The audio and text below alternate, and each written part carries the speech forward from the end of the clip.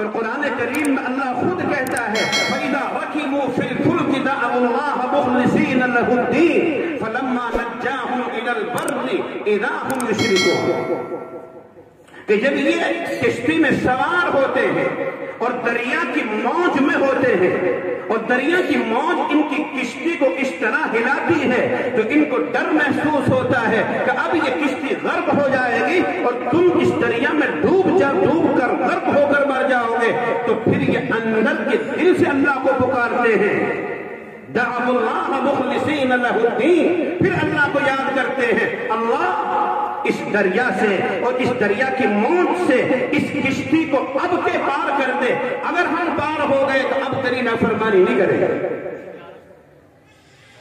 جب کشتی مصیبت میں ہے، جب پریشانی میں ہے، تو پھر اندر سے اللہ کی یاد آتی ہے، فَإِذَا رَكِبُوا فِي الْفُلْكِ دَعَوُا اللَّهَ مُخْلِصِينَ لَهُ الدِّينَ، اور اللہ پھر کیا کہہ رہا ہے، فَلَمَّا نَجَّاهُمْ إِلَى الْبَرِّ، اور جب میں اس دریا کو پار کرا دیتا ہوں، جب صحیح سالم اس کشتی کو خشکی میں اتار دیتا ہوں، تو پھر اذا ہم یشرکون، پھر مجھے بھول جاتے ہیں، پھر میرے ساتھ میں دوسروں کو شریک کرنا شروع کر دیتے ہیں۔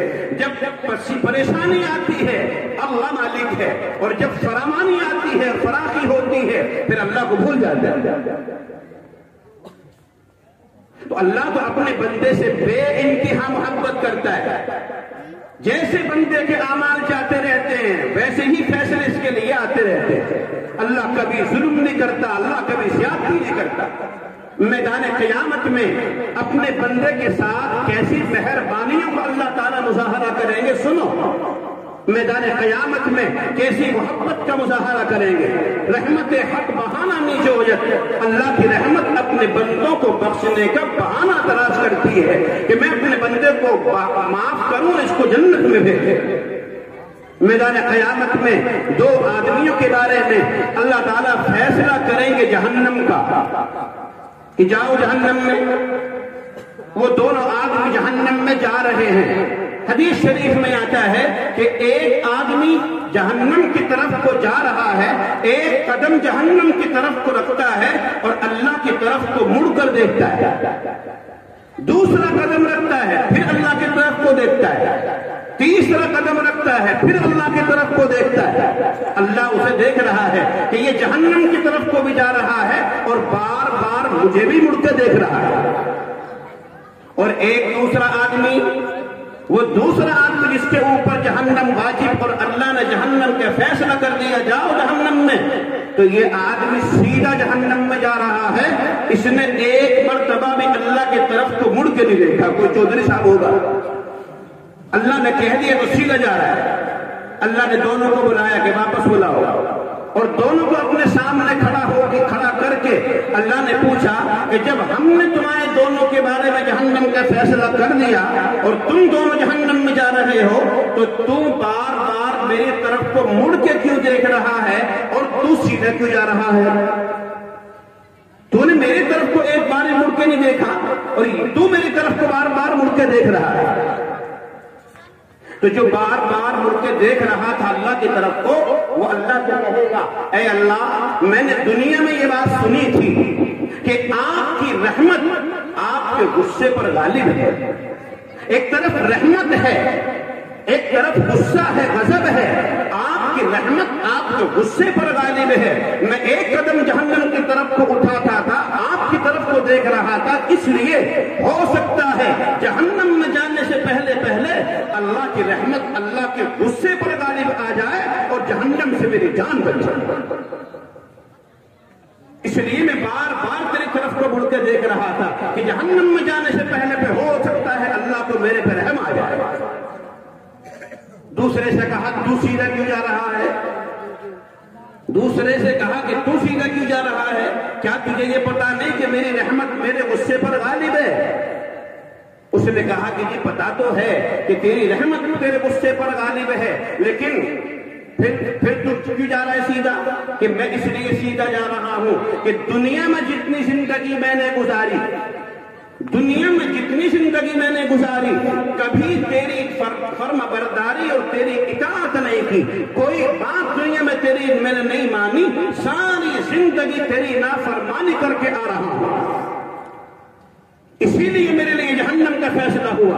آج یہ تیرا آخری فیصلہ ہے اور یہ آخری حکم ہے، اس کے بعد کوئی بات میرے سامنے آنے والی نہیں ہے۔ اگرچہ یہ جہنم کا ہی فیصلہ ہے، میں نے یہ سوچا کہ تینے دنیا میں اللہ کی کوئی بات نہیں مانی، آج تو کم از کم آخر میں ایک بات تو اللہ کی مان ہی ہوئی، چاہے وہ جہنم میں جانے کا ہی فیصلہ کیوں نہ ہو، بس آج تو مجھے اللہ کی ماننی، اس لیے میں سیدھا جہنم میں جا رہا ہوں۔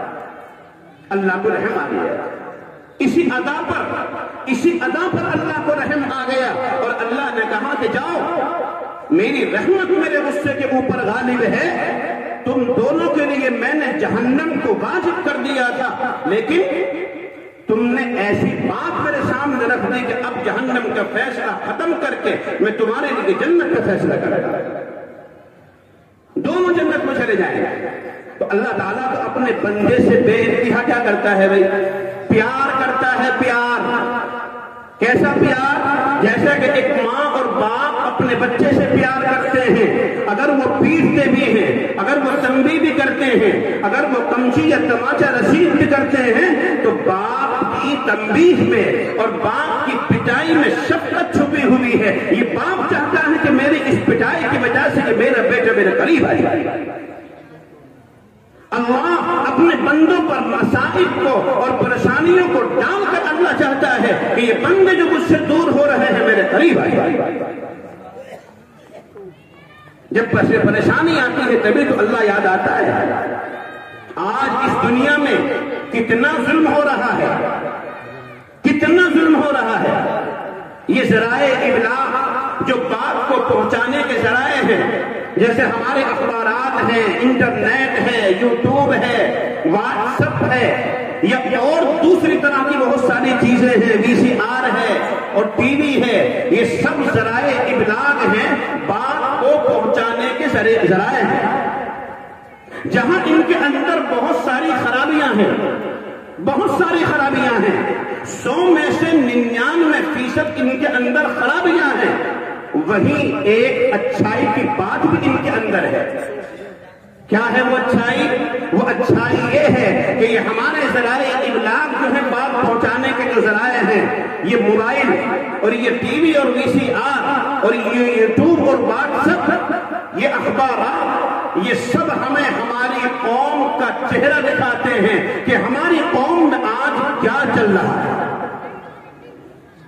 یوٹیوب پر رہنے والے نوجوان اور اخبارات کو پڑھنے والے لوگ اور ٹی وی اور وی سی آر کو کے سامنے بیٹھ کر اپنے وقت کو ضائع کرنے والے لوگ جان سکتے ہیں اور وہ سمجھتے ہیں کہ آج اگر دنیا میں کچھ ہو رہا ہے تو کیا اس دنیا کے اندر چاروں طرف ظلم کا دور دورہ ہے، ظلم اور زیادتی ہے، چاروں طرف دنیا میں ظلم ہے۔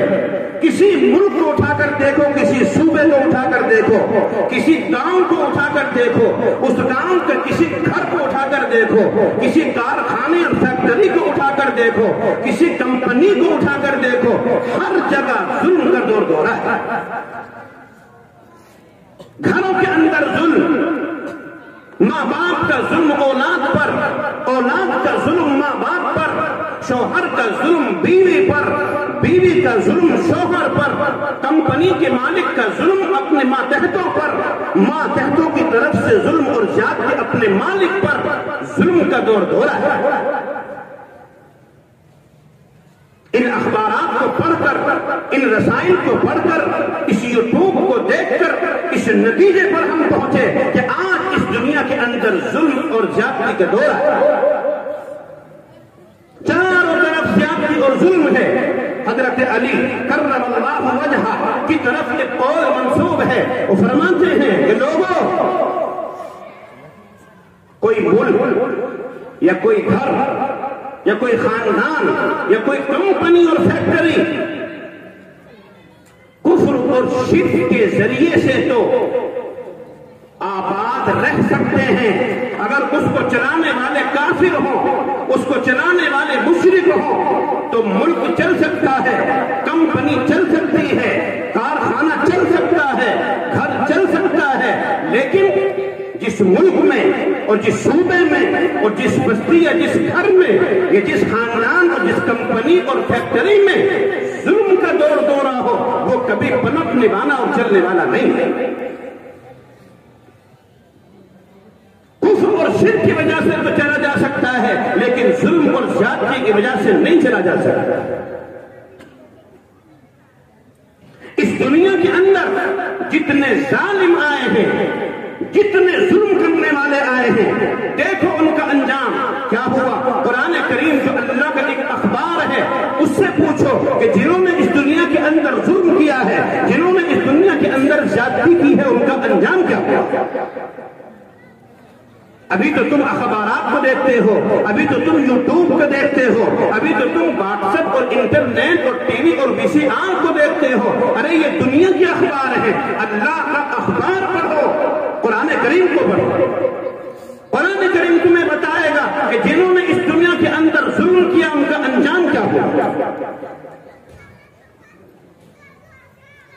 کسی شاعر نے کہا ہے کہ میں نے شعر پڑھا تھا، تشدد خود ستمرانوں کے حق میں زہر قاتل ہے۔ جو ظلم کرتے ہیں یہ ظلم ان ظالموں کو بھی برباد کرتا ہے۔ ظلم خود ستمرانوں کے حق میں زہر قاتل ہے، کبھی پائی نہ مظلوموں کی آہیں بے اثر ہم نے۔ جو مظلوم ہوتے ہیں ان کی جب آہ دل سے نکلتی ہے، عرش پر ٹکراتی ہے، ان کی بد دعا کبھی رائے گا نہیں جاتا۔ آگے شاعر نے کہا یہ ممکن ہے کہ کچھ تاخیر ہو جائے مگر پھر بھی، یہ ممکن ہے کہ کچھ تاخیر ہو جائے مگر پھر بھی کوئی پلتے نہیں دیکھا بے داد گر ہم نے۔ جو نا انصاف ہوتا ہے، جو ظالم ہوتا ہے، جو دنیا میں ظلم کرتا ہے، وہ کبھی پھولتا اور پھلتا نہیں ہے۔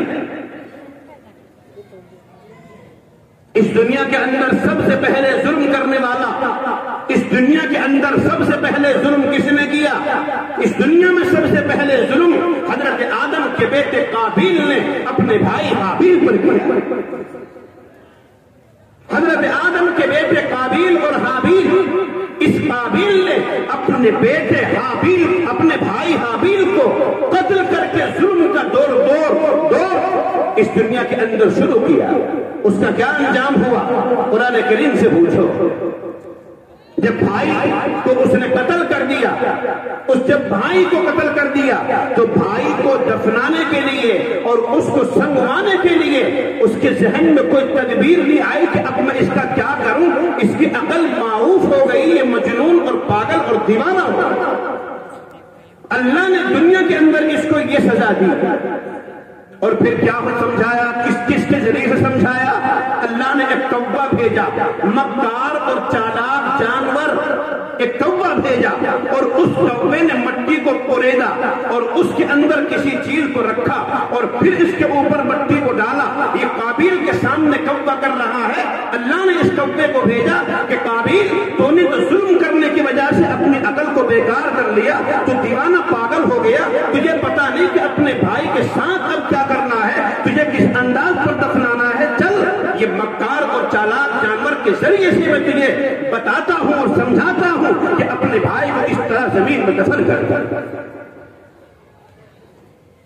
سب سے پہلا ظلم اس دنیا کے اندر اگر کسی نے کیا تو کس نے؟ قابیل نے اپنے بھائی حابیل پر کیا۔ اسی دنیا میں اور بہت سارے ظالم آئے، انہی ظالموں میں سے ایک ظالم فرعون ہے۔ فرعون سب سے بڑا ظالم اس دنیا کے اندر ہے۔ کیسا ظالم ہے؟ کتنے بچوں کو اس نے قتل کرایا، حضرت موسیٰ کے ڈر سے، حضرت موسیٰ کے خوف سے کتنے بچوں کو اس نے قتل کرایا، لاکھوں بچوں کو قتل کرایا فرعون نے۔ اس سے بڑا ظالم اور کون ہوگا؟ اور پھر کہتا تھا کہ میں سب سے بڑا خدا ہوں، میرے علاوہ میں نہیں سمجھتا کہ کوئی خدا ہے، یہ مصر کا میں مالک ہوں، اس مصر میں جو دریا اور نہریں ہیں ان کا میں مالک ہوں، میں ان کا مالک ہوں۔ اس کے دماغ میں بڑائی آئی، اس نے اپنے آپ کو سب سے بڑا رب کہا۔ قرآن کہتا ہے انا ربکم الاعلی، فرعون نے خود کہا کہ میں سب سے بڑا رب ہوں، میں نہیں سمجھتا کوئی دوسرا رب میرے علاوہ کوئی ہو۔ تو اللہ نے کیا کیا اللہ نے اس کے ساتھ میں؟ جب بنی اسرائیل کو حضرت موسیٰ علیہ السلام لے کر اسی فرعون کے ڈر سے مصر سے باہر جا رہے ہیں، بنی اسرائیل کو لے کر اس فرعون کے ظلم سے بچنے کے لیے باہر جا رہے ہیں کہ یہ فرعون ہلاک کرے گا اور مارے گا، اپنے ساتھ میں لے کر اپنے جماعت کو مصر سے باہر نکل گئے۔ فرعون کو پتا چلا کہ موسیٰ اپنی جماعت کو لے کے باہر جا رہا ہے، تو فرعون اپنے لشکر کو لے کے موسیٰ کے پیچھے چلا کہ آج اس موسیٰ کی خیریت نہیں ہے، اس موسیٰ کی ماننے والی پوری جماعت کو آج ہلاک کیا جائے گا۔ یہ فرعون نے تعاقب کیا، پیچھا کیا، موسیٰ اور موسیٰ کی جماعت آگے ہے اور یہ ظالم فرعون پیچھے چل رہے ہیں، جا رہے ہیں، دوڑ رہے ہیں۔ آگے چل کے دیکھا کہ دریائے نیل دریا بہ رہا ہے، اب اس دریا کو پار کیسے کریں؟ حضرت موسیٰ اور بنی اسرائیل آگے دریا ایسے پار کیسے کیے جائے؟ پیچھے ہٹے تو فرعون اور فرعون کا لشکر، اب پیچھے جائیں تو فرعون کا ڈر، آگے جائیں تو دریا تو کیا دیا جائے؟ آگے جائیں تو پھر یہ دریا ڈبوتا ہے اور پیچھے جائیں تو فرعون ظالم آ رہا ہے۔ بنی اسرائیل موسیٰ سے کہنے لگے کہ موسیٰ آج تک تو جان بچی ہوئی تھی، لیکن آج دو باتوں کے بیچ میں اس طرح ہم پھنس گئے ہیں کہ آج ہماری جان بچنے والی نہیں ہے۔ آگے چلتے ہیں تو دریا غرق کرے گا اور پیچھے چلتے ہیں تو فرعون ظالم ظلم کرے گا۔ اسی کو تو علماء نے لکھا، محدثین اور مفسرین نے لکھا کہ اللہ کی رحمت اور اللہ کی مدد اور اللہ کی نصرت تب آتی ہے جب تمام اسباب دنیا کے ختم ہو جاتے ہیں، تب اللہ کو دل سے یاد کرتا ہے آدمی۔ جب اس بنی اسرائیل نے موسیٰ سے کہا کہ موسیٰ کیا کریں، تو موسیٰ نے اللہ سے کہا اے اللہ کیا کریں، کوئی راستہ نکالو، کوئی راستہ۔ تو اللہ نے کیا کہا؟ حضرت موسیٰ علیہ السلام سے کیا کہا کہ موسیٰ تیرے ہاتھ میں جو یہ عصا ہے، اس عصا کو، اس لاٹھی کو اس دریا پر مار دے، بس آگے تجھے کچھ نہیں کرنا، آگے تجھے کچھ نہیں کرنا۔ اللہ یوں بھی کہہ سکتا تھا کہ اس دریا میں 12 راستے بن جاؤ تو بن جاتے، لیکن اللہ نے حضرت موسیٰ سے کہا کیا کہ تیرے ہاتھ میں جو عصا ہے، اس عصا کو پانی پر مارو، اس سبب کو اختیار کرو، سبب اختیار کرنا تمہارا کام ہے اور پھر اگلا ہمارا کام ہے۔ حضرت موسیٰ علیہ السلام نے اس عصا کو پانی پر مارا تو پانی پر مارتے ہی اس دریا میں 12 راستے بنے، اور ایسے بھی آئی بھی راستے بنے شیشے کے کہ جن میں نکلتا ہوا آدمی نظر آ رہا ہے، اس کا اس کو نظر آ رہا ہے، اس کا اس کو نظر آ رہا ہے۔ کیوں بنے 12 راستے؟ اس لیے کہ حضرت موسیٰ کے ساتھ 12 خاندانوں کے لوگ شامل تھے، اس لیے اللہ نے 12 راستے بنائے کہ ہر خاندان اپنے راستے سے گزرے، کسی دوسرے کے راستے میں چلنے کی ضرورت نہیں۔ 12 راستے بنے اور وہ دریا نے 12 راستے جب بنائے تو موسیٰ اپنی قوم کو لے کر پار ہو گئے، دریا پار کر دیا۔ فرعون پیچھے ہے، خوشی ہوتا ہوا آ رہا ہے، بڑا خوش ہے کہ 12 راستے بنے ہیں۔ ارے فرعون یہ گزرا، یہ تو اب پکڑے، یہ 12 راستے بنے ہوئے کہیں تو اب پکڑے۔ فرعون آیا اپنے لشکر کو لے کر، چڑھ گیا ان راستوں پر جو دریا میں اللہ نے بنائے تھے۔ تو خدا تھا، تو اپنے راستے بناتا، وہ راستے تو موسیٰ کے خدا نے بنائے ہیں۔ تو اگر انا ربکم الاعلی کا دعویٰ کرتا ہے تو اپنے راستے الگ بناتا، تو موسیٰ کے خدا کے راستے، موسیٰ کے رب کے بنائے ہوئے راستے پر تو چلے گا، موسیٰ کے رب نے جو راستے بنائے ہیں ان پر تو چلے گا۔ موسیٰ یہ فرعون اپنے لشکر کو لے کر جب ان راستوں کے بیچ میں پہنچا اور دریا کے بیچوں بیچ پہنچا تو اللہ نے حکم دے دیا، ان راستوں کو حکم دے دیا اور اس دریا کو حکم دے دیا کہ جس حالت پر تو بہ رہا تھا اسی حالت پر بہنا شروع ہو۔ جیسی موج اور جیسا سیلان اور بہاؤ تیرے اندر پہلے تھا اسی بہاؤ کے ساتھ چلنا شروع ہو جا. چنانچہ وہ راستے ختم اور وہ دریا اسی بہاؤ کے ساتھ چلنے شروع. اور یہ فرعون جو اپنے آپ کو ان دریاؤں کا مالک بتا تھا کہ میں ان دریاؤں کا مالک ہوں اور میں ملک مصر کا مالک ہوں, انہی دریاؤں نے, اسی کی دریاؤں نے جن کو یہ بتا تھا میری دریا اور میرے سمندر ہے, انہی دریاؤں نے اس رب کو جو یہ رب بتاتا تھا کہ میں سب سے بڑا رب ہوں اپنے اندر سمو لیا, اپنے اندر غرق کر. ظالم تھا نا, ظالم تھا, کام تو نہیں آیا. اس کی بادشاہت, اس کا خزانہ, اس کا دبدبہ, اس کی طاقت, اس کی سطوت کام تو نہیں آئی. انہی دریاؤں نے اس کو غرق کر. یہ ظالم کا انجام ہے. جب یہ غرق ہو رہا تھا, جب یہ ڈوب رہا تھا اور جب اس کو موت کا فرشتہ نظر آ رہا تھا تو پھر اس نے کہا کہ اب میں موسیٰ کے رب پر ایمان لاتا ہوں. اب کہا کہ میں موسیٰ کے رب پر ایمان لاتا ہوں.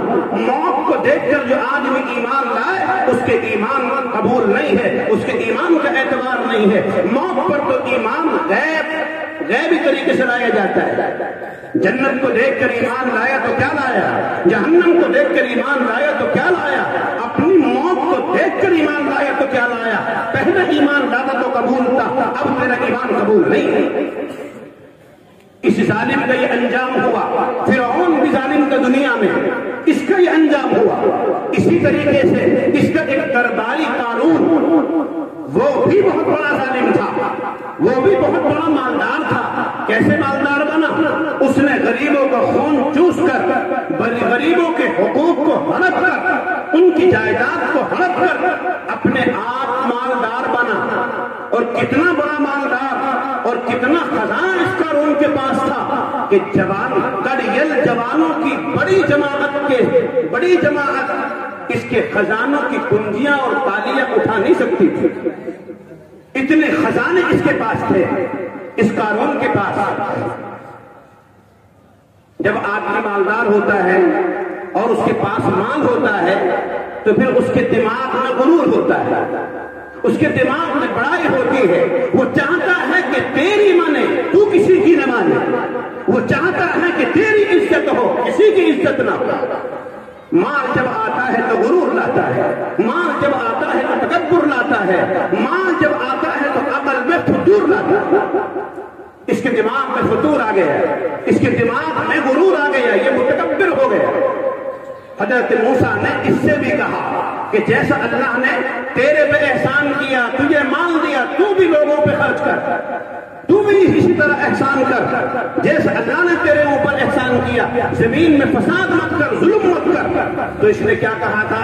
اس نے حضرت موسیٰ سے کہا انما اوتیتہ علی علم عندی, کہ یہ مال جو مجھے ملا ہے یہ کسی کی محنت کا نتیجہ نہیں, یہ کسی کا دیا ہوا نہیں, یہ میری اپنی محنت اور میرے اپنے ہنر کا نتیجہ ہے. میں نے اپنی محنت سے کمایا ہے, یہ کسی کا دیا ہوا نہیں ہے. انما اوتیتہ علی علم عندی. اسی لیے اس دنیا میں جو آدمی یہ کہتا ہے کہ مال میں نے کمایا, یہ میری محنت کا نتیجہ ہے, یہ نظریہ قارون کا ہے, یہ نظریہ مسلمان کا نہیں ہے. مسلمان تو یہ کہتا ہے کہ یہ مال اللہ نے دیا اور جیسے اللہ نے دیا اللہ کے کہنے کے مطابق اسے مجھے خرچ کرنا ہے. یہ ہے مسلمان کا نظریہ. مسلمان کا نظریہ یہ نہیں کہ میں نے کمایا, میری محنت, میری کوشش, میرا ہنر, اس لیے یہ مال میرے پاس آیا ہے. اگر کوئی یہ نظریہ بناتا ہے مال کے آنے پر تو سمجھ لیں یہ نظریہ مسلمان کا نہیں ہے, یہ قارون کا نظریہ ہے.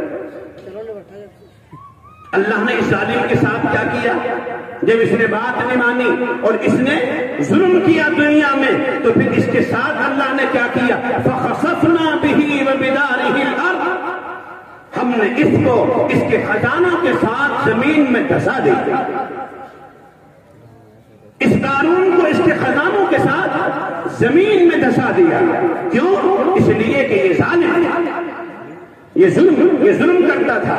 جو آج اس دنیا میں ظلم کرتا ہے, جب سے دنیا بنی ہے آج ذرا قرآن پڑھ کر دیکھو, اللہ نے کسی کو دھسایا, اللہ نے کسی کی صورت کو مس کیا، اللہ نے کسی کو ہواؤں کے ذریعے سے ہلاک کیا، جتنے ظالم اس دنیا کے اندر آئے ہیں اللہ نے ان ظالم کا انجام قرآن کریم کے اندر سب کا اسی طریقے سے بیان کر رکھا ہے۔ اس لیے ہم سب کو ظلم اور زیادتی سے بچنا چاہیے۔ ہم سمجھتے ہیں کہ ہم ظلم نہیں کرتے، ہم سمجھتے ہیں کہ ہم زیادتی نہیں کرتے ہیں۔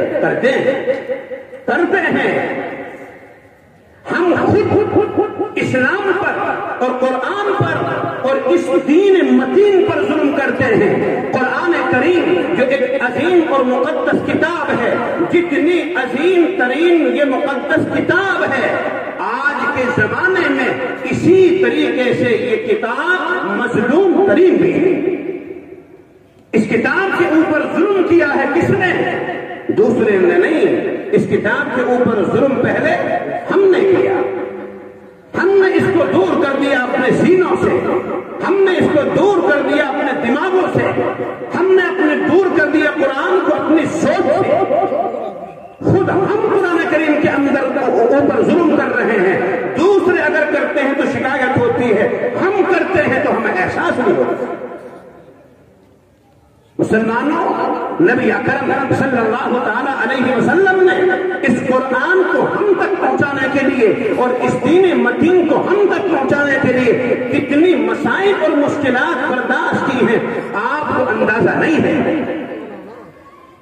اس دین کے ہم تک پہنچنے میں نبی اکرم صلی اللہ تعالی علیہ وسلم کی قربانی کو دخل ہے۔ اس دین تک ہم تک پہنچنے میں اللہ کے نبی کی بیٹی حضرت رقیہ اور ام کلثوم کی طلاقوں کو دخل ہے۔ اس دین متین کے ہم تک پہنچنے میں حضرت خباب ابن ارد کی قربانیوں کو دخل ہے، اور اس دین متین کے ہم تک پہنچنے میں بلال کے تپتے ہوئے ریت پر تڑپتی ہوئی آہوں کو دخل ہے۔ بلال کی قربانی اور خباب ابن ارد کی قربانی، رقیہ اور ام کلثوم کی قربانی اور نبی اکرم صلی اللہ تعالی علیہ وسلم کی قربانی کے ذریعے سے آج یہ دین ہم تک پہنچا ہے۔ اس کی تفصیل بیان کی جائے تو کافی وقت درکار ہے۔ اتنی قربانیوں کے ساتھ یہ دین ملا ہے، آج ہم اس کے اوپر ظلم کر رہے ہیں، آج ہم اس کے اوپر زیادتی کر رہے ہیں۔ کیا سمجھتے ہو کہ ہم ظلم نہیں کر رہے، زیادتی نہیں کر رہے؟ ایک نمازی اگر نماز نہیں پڑھتا تو کیا وہ نماز پر ظلم نہیں کر رہا؟ ایک قرآن پڑھنے والا اگر قرآن کو کھول کے نہیں دیکھتا اور اس کی تلاوت نہیں کرتا تو کیا یہ قاری اس قرآن پر ظلم نہیں کر رہا ہے؟ جس آدمی کے اوپر حج فرض ہے اور وہ آدمی اس حج کو ادا نہیں کرتا تو کیا یہ آدمی اس حج پر ظلم نہیں کر رہا ہے؟ جس آدمی کے اوپر روزہ فرض ہے اور یہ روزہ نہ رکھ رہا ہو تو یہ آدمی اس روزے پر ظلم نہیں کر رہا ہے۔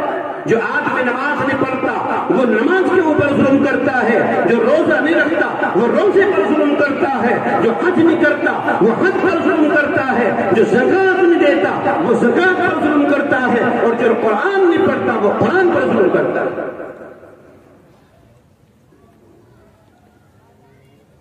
قرآن آج ہمارے گھروں میں بے توجہی کا شکار ہے۔ ہماری مستورات اور ہماری عورتیں گھروں میں اپنے شوہر کی خوشنودی اور رضا کو بٹورنے کے لیے، اپنی ساس اور سسر کو خوش رکھنے کے لیے، اپنے دیور اور جیٹھ کو خوش رکھنے کے لیے، اپنے بچوں کی ناراضگی سے بچنے کے لیے اپنے بچوں کی تمام خواہشات کو پورا کرے گی، اپنے شوہر کی تمام خواہشات کو پورا کرے گی، اپنے سسر اور ساس کی تمام خواہشات کو پورا کرے گی۔ کہیں میری ساس ناراض نہ ہو جائے، کہیں میرا سسر ناراض نہ ہو جائے، کہیں میرا شوہر ناراض نہ ہو جائے، کہیں میرا بیٹا اور بیٹی ناراض نہ ہو جائے۔ ان کی تمام خواہشات کو پورا کیا جا رہا ہے۔ کبھی اس کے دماغ میں یہ بات نہیں آتی کہ تیرا اللہ اگر تجھ سے ناراض ہو گیا تو کیا ہوگا؟ اللہ کے قرآن کو بے توجہی کے شکار تو نے بنا رکھا ہے۔ تیرے پاس کپڑے دھونے کا وقت ہے، تیرے پاس کھانے کا وقت ہے، کھانا پکانے کا وقت ہے، تیرے پاس گھر کی صفائی کا وقت ہے، اپنی بچوں کی خواہشات کو پورا کرنے کا وقت ہے، اپنے شوہر کی خواہشات کو پورا کرنے کا وقت ہے۔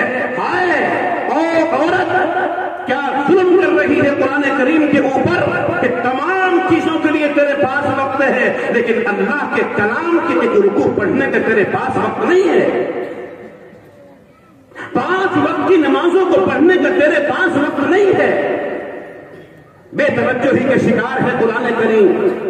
اگر ماں کی طرف توجہ نہ کی جائے تو ماں کو احساس ہوگا میرا بیٹا میری طرف توجہ نہیں کر رہا، اگر شوہر کی طرف بیوی توجہ نہ کرے تو شوہر کو احساس ہوگا، اگر شوہر توجہ نہ کرے بیوی کی طرف تو بیوی کو احساس ہوگا، اگر ماں باپ اولاد کی طرف توجہ نہ کرے تو اولاد کو احساس ہوگا، اگر اولاد توجہ نہ کرے ماں باپ کی طرف تو ماں باپ کو احساس ہوگا۔ مسلمانوں، اگر ہم قرآن کریم کی طرف توجہ نہ کریں تو کیا قرآن کو احساس نہیں ہوگا؟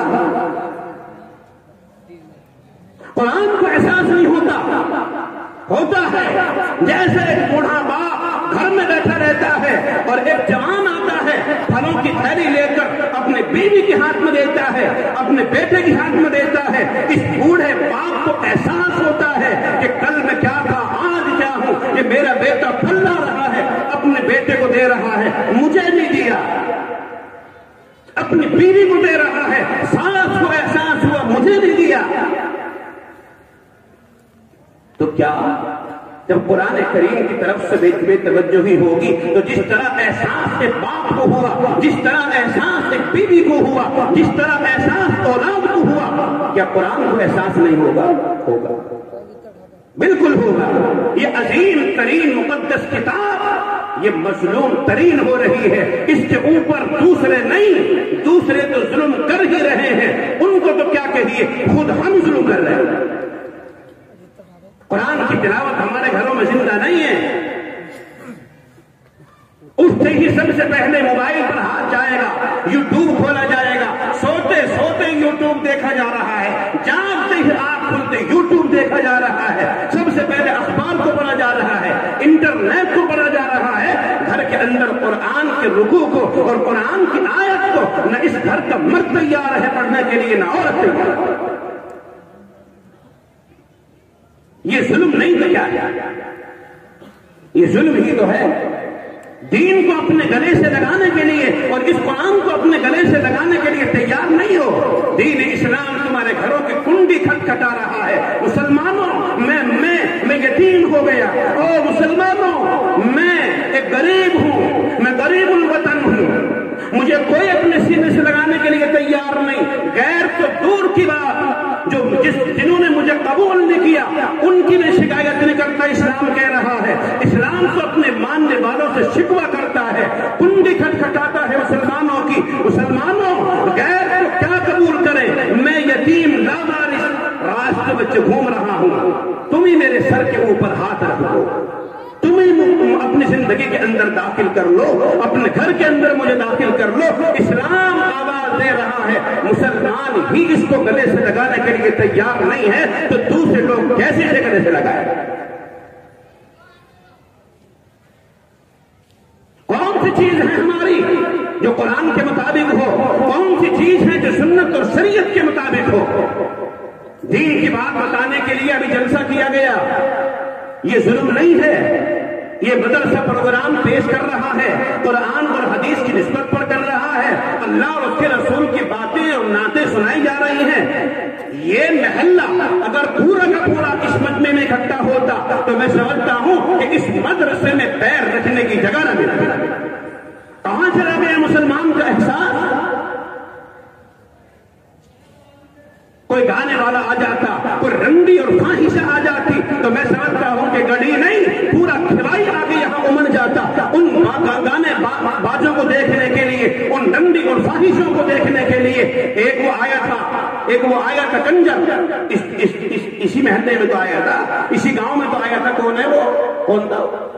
شیخ چلی جس کو کہا جاتا ہے، جس نے مسلمانوں کے نام کو بھی گندا کیا، اسلام کے اوپر دھبا لگایا، وہ چماری اور وہ پتہ نہیں کس برادری کی عورتیں اور مرد نام مسلمانوں کے رکھ کر اسلام کا اور مسلمانوں کا مذاق اڑا رہا ہے، وہ آیا تو سارا گاؤں دکھ گیا۔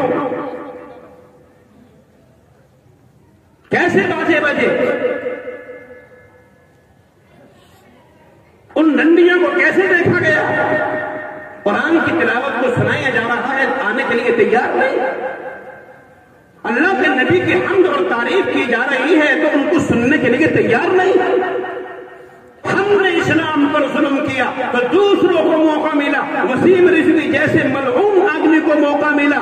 کیا اس نے سپریم کورٹ میں دعویٰ دائر کیا؟ سنا ہوگا نوجوانوں نے جو یوٹیوب دیکھتے ہیں. اس نے دعویٰ دائر کر دیا کہ قرآن کریم میں سے 25-26 آیتوں کو نکالا جائے.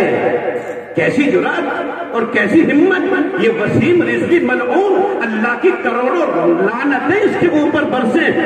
ایسی سوچ کا آدمی کبھی کسی نے سوچا بھی نہیں ہوگا. کس کو چیلنج کر رہا ہے؟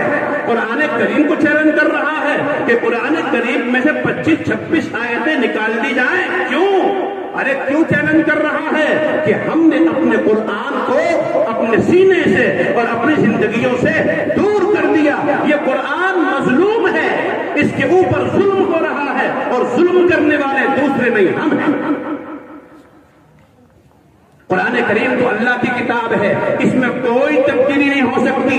اس وسیم رضوی ملعون کو معلوم نہیں ہے کہ قرآن کریم تو ایسی کتاب ہے کہ جس کے اوپر یہ نازل ہوا اسے بھی حق نہیں ہے کہ اس میں کچھ اضافہ کرے یا کمی کرے. اللہ کا رسول بھی اس میں کوئی کمی بیشی نہیں کر سکتا. اللہ کہتا ہے او محمد، اللہ اپنے نبی سے کہہ رہا ہے محمد اگر تو نے بھی قرآن کریم کے اندر کوئی بات بڑھائی یا قرآن کریم کے اندر کوئی بات گھٹائی تو تیری شہر رب کو پکڑ کر ایسی سزا دوں گا کہ تو یاد رکھے. کون کہہ رہا ہے؟ اللہ. کس سے کہہ رہا ہے؟ اس نبی سے جس نبی پر قرآن اتر رہا ہے. وہ جب نبی بھی اس کے اندر کوئی تبدیلی نہیں کر سکتا تو پھر وسیم رضوی جیسا آدمی قرآن کریم کی آیتوں کو نکالنے کی بات کرتا ہے، یہ نکال سکتا ہے کوئی دنیا میں مائی کا لال جو قرآن کریم کی آیتوں سے، جو قرآن کریم میں سے 25-26 آیتیں تو بہت دور کی بات ہے، ایک مکمل آیت تو بہت دور کی بات ہے، ایک نقطہ بھی کم کر کے دکھائے آئے میدان میں. اب سے پہلے بھی لوگوں نے محنتیں کی ہیں، اب سے پہلے بھی لوگوں نے ظلم کیے ہیں قرآن کے اوپر. قرآن کے نسخوں کو جلایا گیا ہے، قرآن کی مجلد کتاب کو پھونکا گیا ہے، دریاؤں میں ڈالا گیا ہے. انگریز کے وقت میں قرآن کو ختم کر دیا گیا تھا. وسیم کو یہ پتا نہیں ہے اسے ملعون کو شیعہ ہے، اسے یہ پتا نہیں ہے کہ قرآن اس مجلد کتاب میں نہیں ہے. ارے یہ تو برق ہے، یہ تو اوراق ہے، یہ تو کاغذ ہے. اس کتاب کو تم جلا بھی سکتے ہو، اس کتاب کو تم غرق بھی کر سکتے ہو، اس کتاب کو تم گم بھی کر سکتے ہو. لیکن جن بچوں نے مسلمانوں کے اس قرآن کے پورے 30 پاروں کو اپنے سینے کے اندر محفوظ کر لیا، اس سینے سے تم اس قرآن کو کیسے نکال سکتے؟ قرآن کو پھونکا گیا تھا، جلا دیا گیا تھا. انگریز نے سمجھ لیا تھا کہ اب قرآن اس دنیا میں نہیں رہے گا، اس ہندوستان میں نہیں رہے گا. تو ایک بچہ حافظ قرآن تھا اور اس کو کھڑا کیا تھا کسی نے انگریز کے سامنے. اور انگریز تو اس کتاب کے کاغذ کو جلا سکتا ہے، تو اس کتاب کو پھونک سکتا ہے، لیکن یہ کتاب جو ان بچوں کے دلوں کے اندر محفوظ ہے، ان کے دلوں سے تو نکال نہیں سکتا، ان کے دلوں سے تو نکال نہیں سکتا. قرآن کوئی ہندوستان کا آئین نہیں ہے، قرآن کوئی پاکستان کا آئین نہیں ہے. یہ قرآن کسی دنیا کے ملک کا آئین نہیں ہے کہ کوئی سرکار آئی اور اس کو بدل دیا، کوئی سرکار آئی تو اس کو بدل دیا. یہ کسی دنیا کے ملک کا قانون اور آئین نہیں ہے، بلکہ یہ اللہ کا بنایا ہوا آئین اور ضابطہ ہے. جو اسے چیلنج کرے گا اللہ اسے چیلنج کرے گا، اللہ اسے چیلنج کرے گا. اس کو یہ ضرورت کیوں ہوئی؟ یا اس لیے ہوئی کہ ہم نے قرآن کریم کو چھوڑا، ہم نے قرآن کریم کو چھوڑ دیا، ہم نے اس کے اوپر ظلم اور زیادتی کی. یہ تو ہمیں معلوم ہے اور اس کا تو ہمیں یقین ہے. اللہ نے قرآن کریم کے اندر وعدہ کر لیا انا نحن نزلنا الذکر وانا له لحافظون. اللہ کہتا ہے کہ ہم نے قرآن کریم کو اتارا ہے اور اس کی حفاظت ہم خود کریں گے، تم سے نہیں کرواتے، ہم خود کریں گے. اس کا تو ہمیں یقین ہے کہ قرآن کریم میں کوئی چھیڑ چھاڑ نہیں کر سکتا. آیا تو بہت دور کی بات، ایک نقطے کو بھی کوئی آدمی کم نہیں کر سکتا۔ لیکن یہ سب کچھ کیوں ہو رہا ہے؟ یہ سب کچھ کیوں ہو رہا ہے؟ یہ سب کچھ اس لیے ہو رہا ہے کہ ہم نے قرآن کریم کو اپنے سے دور کر دیا، ہم نے قرآن کریم کو چھوڑا، اس لیے ہمارے منہ پر یہ پریشانیاں ہیں، یہ مصیبتیں۔ ارادہ کرو اور تہیہ کرو اور نیت کرو کہ انشاءاللہ یہ وسیم رضوی جیسا آدمی جو قرآن کریم کے ساتھ یہ کھلواڑ کر رہا ہے، ہم آج کے بعد اس قرآن کریم کو اپنے سینے سے پہلے سے زیادہ لگائیں گے اور اپنے گھروں کے اندر قرآن کریم کی تلاوت کو زندہ کریں گے انشاءاللہ۔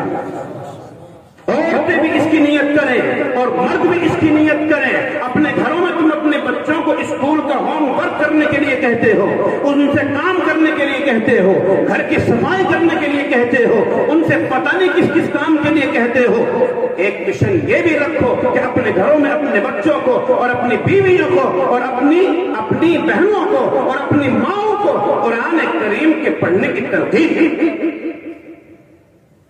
اس کو کوئی نہیں کہتا نماز پڑھی کہ نہیں، تلاوت کری کہ نہیں، اس کو کوئی نہیں کہتا چائے بنائی کہ نہیں، کھانا بنایا کہ نہیں، صفائی ہوئی کہ نہیں، میرے کپڑے تیار ہوئے کہ نہیں، ان سب چیزوں کا ذکر ہوتا ہے، قرآن کی تلاوت کا ذکر نہیں ہوتا۔ اس لیے نیت کرو، ارادہ کرو، مسلمانوں بدلنے کی نیت کرو۔ تم نہیں بدلو گے تو اسی طرح مصیبتوں کے پہاڑ ٹوٹتے رہے گا۔ نیت کرو کہ آج کے بعد انشاءاللہ ہم قرآن کریم کی تلاوت کو اپنے گھر کے اندر زندہ کریں گے۔ یوٹیوب بعد میں دیکھا جائے گا، اخبار بعد میں دیکھا جائے گا، واٹس ایپ بعد میں دیکھا جائے گا، پہلے اللہ کے قرآن کو پڑھا جائے گا انشاءاللہ۔ اللہ تعالیٰ ہم سب کو ان باتوں پر عمل کرنے کی توفیق عطا فرمائے، اور اللہ تعالیٰ اس مسلم قوم کو احساس اور بیداری عطا فرمائے، اور اللہ تعالیٰ اس امت پر جو مصائب اور پریشانیاں ہیں اللہ تعالیٰ اس کے ہٹنے کے اور دور ہونے کے اسباب مہیا فرمائے۔ وآخر دعوانا ان الحمد للہ رب